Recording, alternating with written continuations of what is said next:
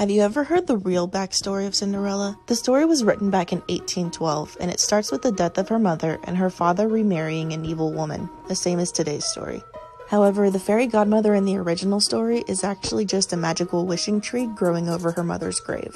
The 1812 Cinderella was a lot more of a go-getter than today's Cinderella as well. She goes to the tree and asks it for a dress that she can wear to the ball, and the tree dresses her in the most beautiful, prince eye-catching dress. She ends up going to the ball 3 nights in a row, and each time in a dress more spectacular than the last. On the 3rd night when she leaves, she realizes that the sneaky prince has coated the exit in tar, so she leaves her golden slipper behind. In an effort to find Cinderella, the prince tries her slipper on her stepsisters.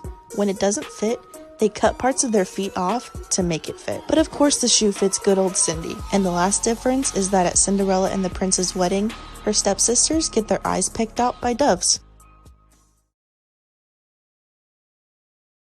Have you ever heard the real backstory of Beauty and the Beast? The original Beauty and the Beast was written back in 1740, and similar to today's story, Beauty asks for a rose to be brought back from her father's trip. Oh, and in this story, Beauty has 2 stepsisters as evil as Cinderella's. Her father picking a rose for Beauty leads to him being imprisoned inside of a castle, and Beauty, being the sweetheart she is, goes to take her father's place. However, unlike today's story, the original Beauty is not that into the Beast. He proposes to her multiple times over 3 months, and she says no every single time. She misses her father so badly that Beast lets her go home, but tells her to come back soon, otherwise he'll die of a broken heart. The stepsisters convince Beauty to stay a couple more days because they're jealous.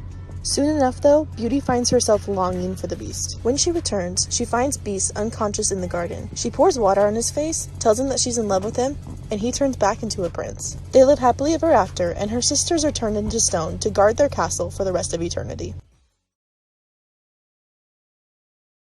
Have you ever heard the real backstory of The Little Mermaid? The original Little Mermaid story was written back in 1837 by Hans Christian Andersen. Young teenage Little Mermaid goes to the surface when she becomes of age to see humans. There she sees a prince and falls madly in love. Like today's story, she goes to an evil sea witch who gives her a potion in exchange for her voice that will change her fins into legs so that she can walk on land. So she gets her legs and gets to go up on land under the condition that she has to make the prince fall in love with and marry her. The prince, however, falls in love with a different woman and marries her. Her sisters know that this is bad news for the mermaid, so they tell her to stab the prince and kill him, and drip his blood on her feet so that she can go back and live with them in the sea.